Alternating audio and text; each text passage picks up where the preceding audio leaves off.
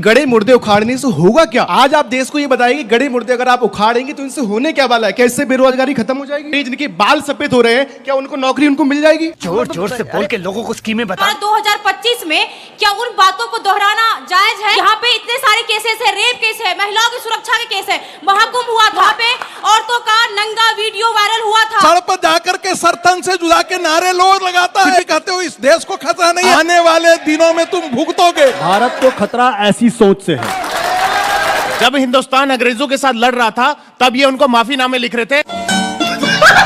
गौरव भाटिया जो भारतीय जनता पार्टी के प्रवक्ता है, अक्सर टीवी डिबेट्स में अपने आक्रामक और तीखे अंदाज के लिए जाने जाते हैं। जब लोग उन्हें गड़े मुर्दे उखाड़ने वाला कहते हैं तो उसका आशय यह होता है कि वे अक्सर पुराने मुद्दों को उठाकर वर्तमान की बहस को भटका देते हैं या विपक्ष को पुरानी बातों के आधार पर घेरते हैं, भले ही उनका आज के मुद्दों से कोई सीधा संबंध न हो। इस आलोचना के कुछ बिंदु: वर्तमान मुद्दों से ध्यान भटकाना। उनके आलोचक कहते हैं कि वे जब सरकार की विफलताओं या कठिन सवालों से सामना होता है तो इतिहास की बातें उठा लेते हैं, जैसे कि नेहरू युग। मैं सबसे पहले ये कहता हूं, अभी बात हो रही थी कि विरासत कितनी जरूरी है और गड़े मुर्दों को उखाड़े या जो अभी मुद्दे हैं उन पे बात होनी चाहिए। तो मैं कहूंगा नरेंद्र मोदी जी ने ये कहा है कि विरासत भी और विकास भी, और क्यों मैं बताता हूं। भारत के पास क्या है जो पूरे विश्व में किसी मुल्क के पास नहीं है? सबसे बड़ी बात है हमारे पास वो विरासत है। उनसे पूछो तुम्हारे पास क्या है, वो कहते हैं मैकडॉनल्ड्स है, हमारे पास डेल कंप्यूटर है, हम कहते हैं हमारे पास ऋग्वेद है, भगवान राम है, भारत के रोम रोम में भगवान राम है। क्या ये सत्य नहीं है? भव्य राम मंदिर, हमें नाज है, हमारे लिए गर्व की बात है। ये कहते थे भगवान राम काल्पनिक है, हम कहते थे मंदिर वहीं बनाएंगे, तारीख भी बताएंगे और तुमको भी बुलाएंगे। कांग्रेस पार्टी की तरफ से सुप्रिया श्रीनेत, आपका समय शुरू होता है अब। गड़े मुर्दे अगर नहीं उखाड़े जाएंगे तो आज के मुद्दों पर चर्चा करनी पड़ेगी, जो चर्चा बीजेपी कर नहीं सकती है। इसीलिए बीजेपी आपको 400 साल पहले के इतिहास में और 40 साल बाद के भविष्य में मशगूल रखेगी, जिससे वर्तमान की चर्चा ना करनी पड़े। अगर गड़े मुर्दे नहीं उखाड़े जाएंगे तो बेरोजगारी पर, महंगाई पर, आर्थिक असमानता पर बात करनी पड़ेगी।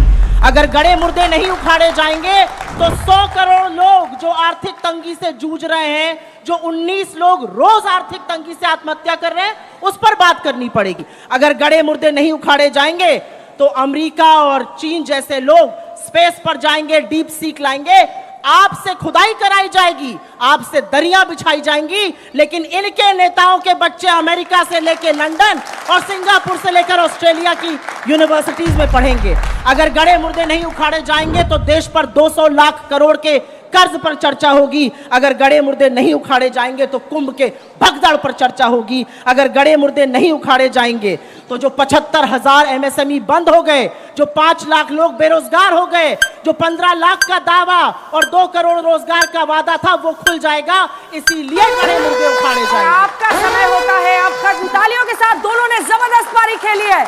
उठिए माइक लीजिए। गौरव सर ने बहुत अच्छी बात कही, बहुत अच्छा भाषण दिया है, लेकिन गड़े मुर्दे उखाड़ने से होगा क्या? आज आप देश को ये बताइए कि गड़े मुर्दे अगर आप उखाड़ेंगे तो इनसे होने क्या वाला है? क्या इससे बेरोजगारी खत्म हो जाएगी? क्या इससे जो बच्चे जो जिनकी उम्र निकल रही है, जिनके बाल सफेद हो रहे हैं, क्या उनको नौकरी उनको मिल जाएगी? तो ये मेरे ख्याल से गड़े मुर्दे अब नहीं उखाड़ना चाहिए। हमें देश को आगे बढ़ाना चाहिए और सभी लोगों को मिलजुल कर काम करना चाहिए। गड़े मुर्दे उखाड़ने से कुछ होने वाला नहीं है। सवाल ठीक है। मेरा नाम तनु सिंह राजपूत है और मैं आप लोगों से ये पूछना चाहती हूँ कि हमारे देश में महाराणा प्रताप, महासंगा, बहुत बड़े बड़े वीर योद्धा हुए थे, लेकिन आज हमारा 2025 में क्या उन बातों को दोहराना जायज है? यहाँ पे इतने सारे केसेस है, रेप केस है, महिलाओं की सुरक्षा के केस है, महाकुंभ हुआ था, वहाँ पे औरतों की सुरक्षा नहीं थी, वहाँ पे औरतों का नंगा वीडियो वायरल हुआ था, क्या सरकार उस पर कुछ कायम किया? ठीक है, ठीक। प्रिय मित्र हैं, दोनों के रील सोशल मीडिया पर वायरल होते हैं गलबैयां करते हुए, लेकिन जैसे कैमरा ऑन होता है दोनों गोलीबारी शुरू करते हैं, बारूद का खजाना खुलता है। और इसीलिए अब अगले वक्ता जो हमारे साथ हैं, आपका 2 मिनट संगीत रागी जी शुरू होता है अब। प्रोफेसर है वैसे ये, सुनिएगा। देखिए, जो समाज अपने इतिहास से नहीं सीखता है वह इतिहास बन जाता है। इसलिए ये सवाल गड़े मुर्दे का नहीं है। सवाल ये है कि औरंगजेब आक्रांता विधर्मी हमारे यहाँ आए, उन्होंने हमारे देश को लूटा, हमारे मंदिरों को तोड़ा, हमारे भगवान के मंदिरों को तोड़ा, बलात्कार किए, धर्म परिवर्तन किया, सारे काम किए। क्या चूंकि वो मुस्लिम थे इसलिए इस देश का एक मुस्लिम समाज उनमें नायकत्व ढूंढता है। अभी यहाँ बात हुई थी क्या बेरोजगारी दूर हो जाएगी? अफगानिस्तान में भी बेरोजगारी दूर हो गई थी। अफगानिस्तान एक बहुत डेवलप्ड कंट्री की तरफ बढ़ रहा था।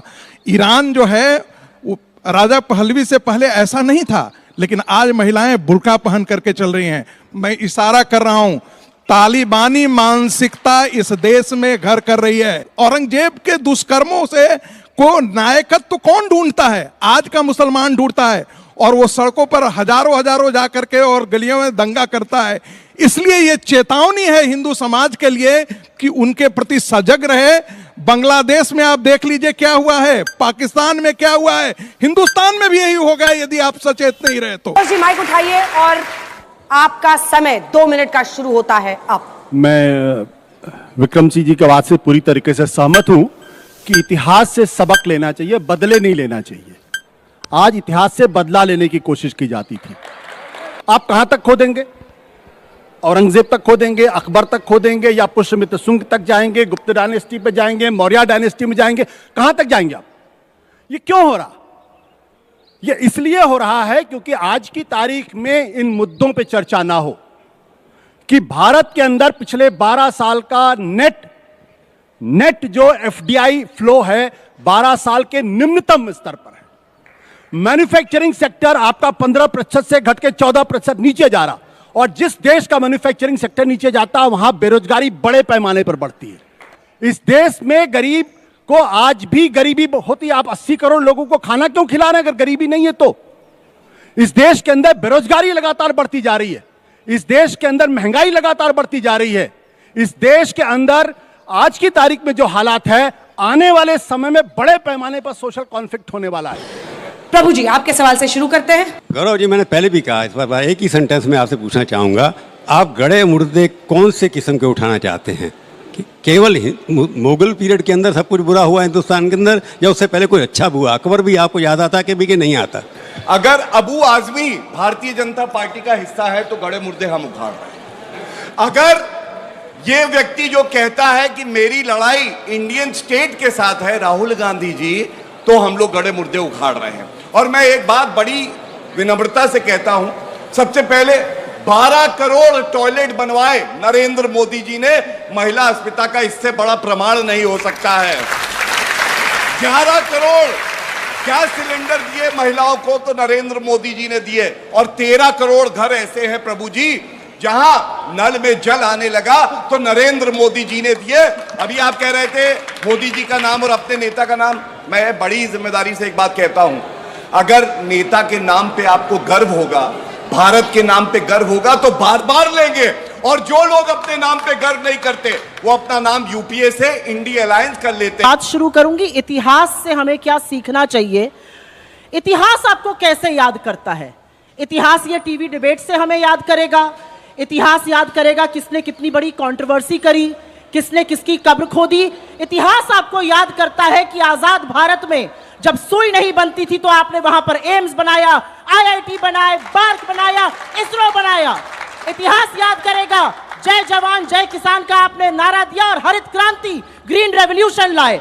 इतिहास याद करेगा कि आपने पाकिस्तान के 2 टुकड़े कर विश्व का भूगोल बदल दिया। इतिहास याद करेगा कि आज के डिजिटल इंडिया की नींव आपने आईटी और टेलीकॉम की रेवोल्यूशन 1984 में रखी, तब इतिहास याद करेगा। इतिहास याद करेगा कि आप खाद्य सुरक्षा बिल लाए। इतिहास याद करेगा कि आप मनरेगा लाए, जो आज भी गांव देहात में संजीवनी बन के खड़ा है। इतिहास आपको इमारतों से नहीं, इतिहास आपको लफ्फेबाजी से नहीं, इतिहास आपको जुमलों से नहीं, आपके काम के लिए याद किया जाता है। औरंगजेब की बात करता है। औरंगजेब से हमें सबक सीखना चाहिए कि क्रूरता नहीं करनी चाहिए। औरंगजेब से हमें सबक सीखना चाहिए। उसकी कब्र खुदने से, जो अनुराग जी ने कहा, अगर रोजगार आज मिलता है तो हम सब आपके साथ उसकी कब्र खोदेंगे। ये वही पार्टी है ना 1942 में जब आजादी का आंदोलन हो रहा था, इनकी पार्टी ने भाग लेने से इनके जो आरएसएस ने मना कर दिया था और कहा था, अंग्रेजों से बोला था हिंदू हो जाओ, अंग्रेजी सेना में भर्ती हो जाओ।